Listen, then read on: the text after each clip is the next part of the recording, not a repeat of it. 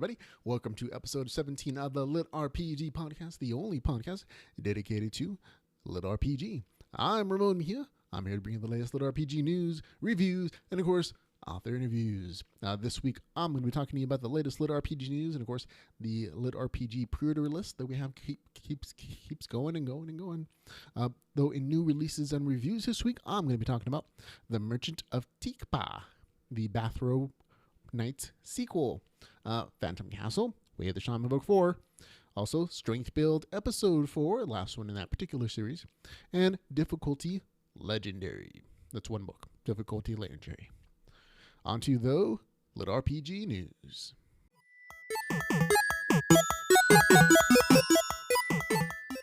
Okay, in LitRPG news, we're going to begin with Ascend Online, Getting Physical.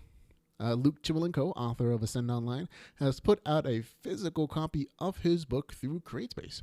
If you haven't read the novel, you're definitely missing out. It has over 185 reviews and an average novel rating of 4.8 out of 5. That's almost a perfect score, folks.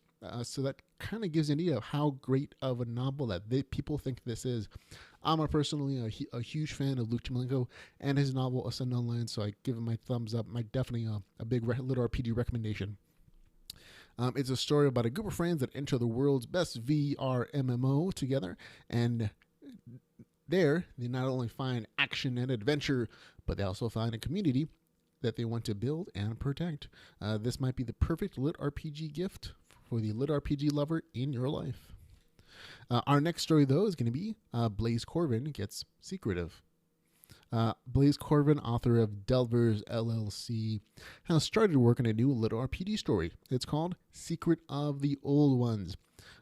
This is the synopsis. Trent Naguro, a hardcore gamer, has been playing for a year and is about to get his big break, catapulting himself into the ranks of the most powerful players in the world. However, power comes with a price, and celebrity creates enemies. Trent has the keys to massive success, but he also accidentally painted a target on his back, both in and out of the game. Now you can read the story as it's being written on the railroad. This is a work in progress, folks. It's I've read it. It's really good. If you like Delvers LLC, you're probably gonna like this story as well. Again, it is a work in progress, so things might shift around and change. And I can already say that it's better than some full novels I've read recently. So good for you, Blaze. And also, Blaze does note that he is still working on the next book in Delvers LLC. He's not abandoning that. He's doing both at the same time. Apparently, it helps his creative process or something. Okay, on to our next story. The Nagant Words is going to go head back to editing. Wah, wah. Sorry, buddy.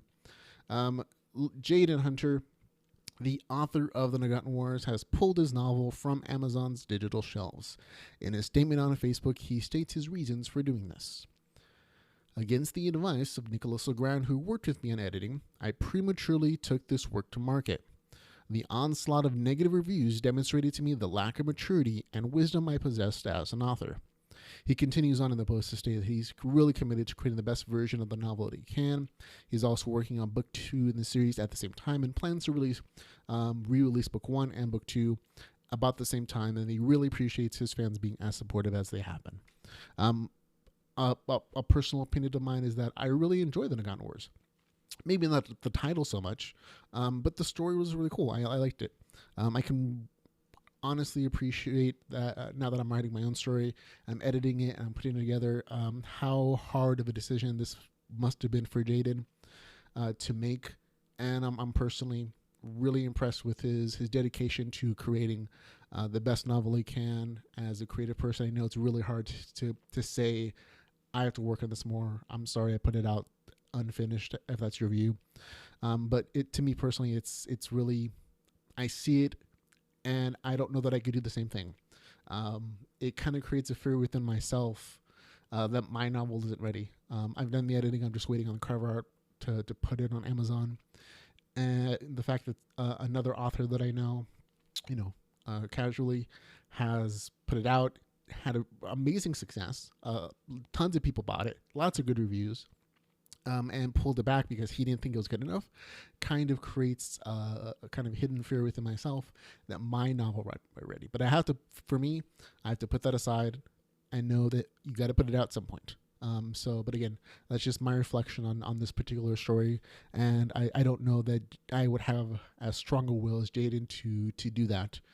So I can, like, I definitely give him credit for making that hard decision, and I'll buy the book again when it comes out, just to be as supportive as possible for the guys. So Jaden, you have my best wishes, and I wish you luck. Okay, on to our upcoming LitRPG list. We have The Cadet, LitRPG Squadcom 13, Book 1, coming out December the 5th. Way of the Outcast, Mirror World Book 3, December the 19th. Video Game Plotline Tester, The Dark Herbalist, Book 1. Looking forward to that one. January the 3rd, 2017. Your In-Game, LitRPG Stories from Best-Selling Authors. That's that Russian short story compilation. Out January the 20th. And Vasily Mihenko's new series, The Beginning, Dark Paladin, Book 1, February the 7th. Okay, on to new releases and reviews.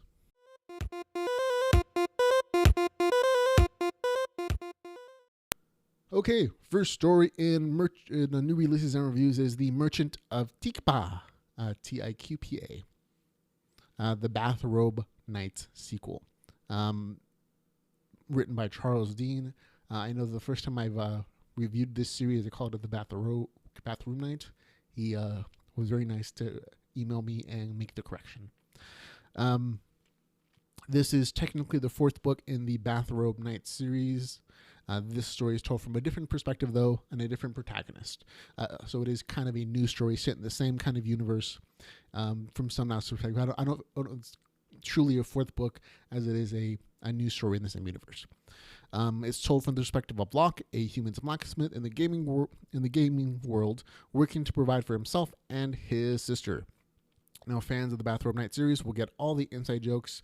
There are a ton of event descriptions that you will recognize if you're a fan of the series, and you'll get a lot of extra information from it.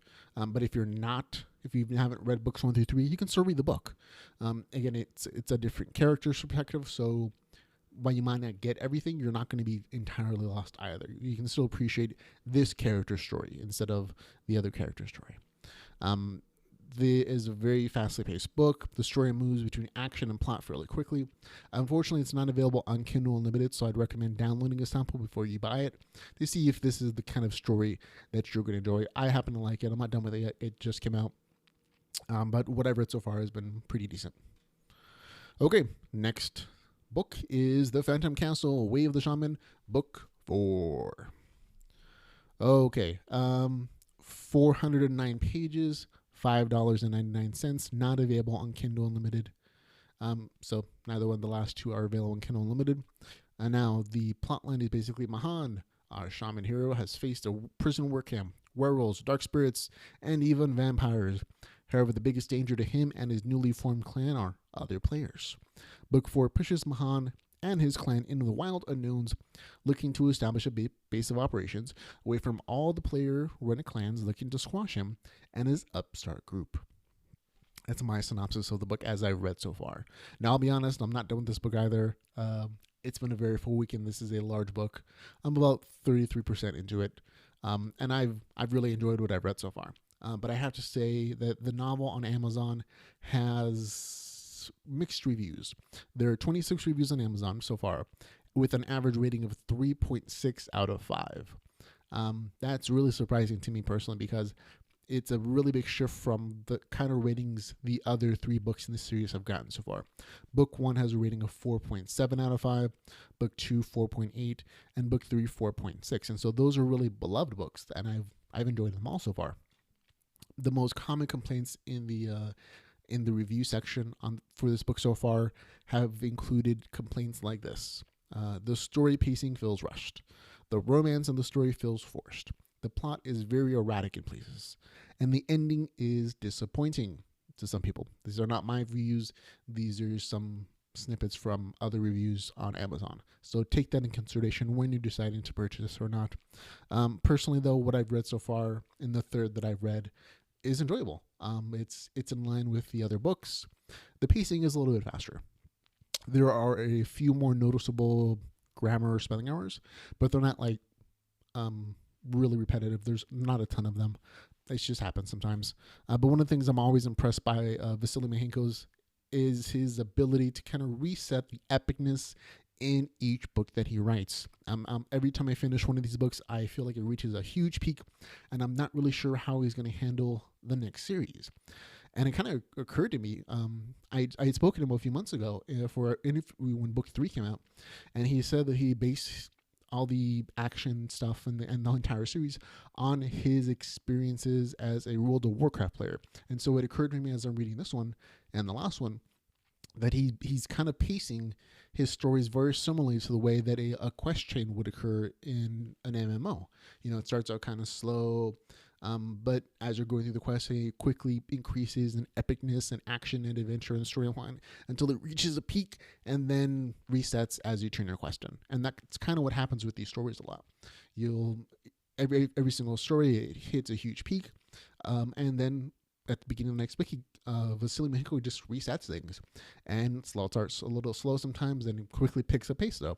And this seems to be happening more and more as this series goes on. So I think it's an interesting way to write. I definitely appreciate the parallels to a massive multiplayer online game like World of Warcraft. And like I said, I'm enjoying it myself, so that's my 2 cents on the thing. Okay, next review is going to go for Strength Build Episode 4. I've talked about the series for the last couple episodes of the podcast because it's been a serialized story. Each book is about 47 to 50 pages each, and this episode 4 is the last bit of a novel in this particular serial. It is 41 pages, 99 cents, and it is also available on Kindle Unlimited. So yay, Kindle Unlimited book. The conclusion for Strength Build LitRPG serial is great. Nick Stanner's reason for playing the game, his father, has died. So that's a spoiler. Even though he feels the soul-crushing pain of his passing, he's being forced back in the game by the corporation for one last run. If his character is killed, Nick will likely be turned into an NPC because he knows too many of the corporation's secrets now. His only hope for his character to survive is to survive and win the Pixel Run. That's my synopsis of it because there's nothing on Amazon for it. So that's kind of a story synopsis. It's a very good, solid conclusion to the serial. At the end of this story, I was satisfied. It's a good final story. It has a nice ending. The action is ramped up. The emotions that the character feels when his father dies feel rather genuine. And the behind-the-scenes intrigue is kind of cool. Again, it's not long, but it felt like a really good, solid piece of writing, and it fit in with the other pieces. So if you've been reading them every week as they've been coming out, this is a nice little thing. I noticed that in the title from Amazon, they changed the title from book to episode, and I think it fits a little better with the type of story that it is. It feels a little more episodic than, it's not a book. It's not a full, huge 200-page novel. It's a little 50-page episode. The same would be as a episode of a TV series. So I like it. I especially like that all 4 parts of the serial have been compiled for readers for $2.99. So if you've been waiting to see how the series runs out, if it goes on for 1 million episodes, nope, just for $2.99. If you haven't read it before, this is a good time to pick it up, obviously, since it's relatively inexpensive, and they're all on Kindle Unlimited. So there we go. I look forward to the next serial from the author. It's going to be called, apparently, Dexterity Build. So there you go. You're going to get more stuff from this guy, from the author, Stephen Shelley. Okay, last review is Difficulty Legendary by Greg Horlock. I'll read the synopsis for you, the description. In the world of refuzz, maybe, anything is possible. Fortunes can be made. The most unlikely people can find glory in the hands of sword and magic. With a low job qualification, scores, and 2s of national service living, Eric Templeton knows he is doomed to a life of poverty when he is given the chance to enter the game. He knows he has the opportunity to save his family from their desperate situation. But when he enters the game, Eric isn't spawned in the newbie camp. Instead, he is sent to the darkest regions of the map, filled with creatures beyond his level. He stumbles across a conspiracy that no newbie should ever see, and he knows that he can't hope to survive. And that sounds like a really interesting description of the title. Unfortunately, it is a little misleading. I'll get into that a little bit. The story is 123 pages, 99 cents, so it's appropriately priced. It is also available on Kindle Unlimited, so lots of pluses there. Now, the author notes on the book description that he is already working on book 2 and it's going to be about 300 pages. Apparently, he plans a second book that is more than double what this one is, so it'll be an issue that we'll talk about a little bit later. Now, going back to the description of the story, it is slightly misleading. It's not inaccurate. It is true. That is what happens. But it's really only relevant to the very beginning tiny bit of the story. After winning the main character, after there's a lot of whining in the story. It becomes a recurring thing for him.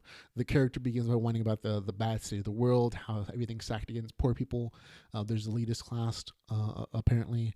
And this game, Fuse, is kind of a way that the government controls people and people can have a hope for making money if they can get it. And unfortunately, there's only one life per play, and it costs a lot to get into the game. So there's a bit of whining there. Now, the main character gets that opportunity to play, and things don't go as planned. Just like the description implies, he's sent to a high-level zone. Things don't go well for him. He dies. There's a lot more whining after that. Now he gets a mysterious second chance to re-enter the VR game, and he vows to get his revenge against the level 109 level player that killed his last character. Only he gets a pre-made character with a set class, so he doesn't get to choose it. The class is called a Tinkerer, something else he complains about in the story. Now, overall, I think that there's some really cool and interesting elements to the novel that I liked, and I think they have a lot of potential, like the unique character class, Tinkerer, some of the game mechanics in the story. The overall world, if it was fleshed out a bit more and I understand a little bit more about it, I think it could be a very interesting place to craft a story. Those are the things I liked about it. Now, unfortunately, overall, in this particular actual story, it felt very unsatisfying. I wouldn't have minded the whiny main character, if he had time to grow and mature within the story. I understand that the whininess is a reflection of who the character is. He has character flaws, and those character flaws are there to establish an emotional connection and give him something to change and grow from. Unfortunately, by the time the novel ends, none of that happens. There's nothing really substantive that really occurs by the end of the book, so it leaves you unsatisfied. So that's kind of it. Another thing else occurs, it's not a very long book, so I can't really give it any more information without spoiling the plot that's there. It really does kind of feel like this story is an introduction to a potentially larger world. Maybe that's what the author intended. I can't say, but I wasn't really satisfied with it. If I was going to give it a score, my general review is meh. If you want a number score on this one, I'd probably give it about a 3 out of a 5, maybe slightly less. So keep that in mind if you're choosing to purchase this or not. And that's it for the podcast, guys. That's it. We're done. Thank you very much for watching and listening. This podcast only exists because you guys watch it, because you're the support. So thank you very much, everyone, for taking the time to listen to me speak about something I love, LitRPG. And if you want to support us, the podcast in other ways, you can find out how to do so at litrpgpodcast.com/support. And that's it. Until the next time, I see you folks and talk to you. Remember to go read some LitRPG.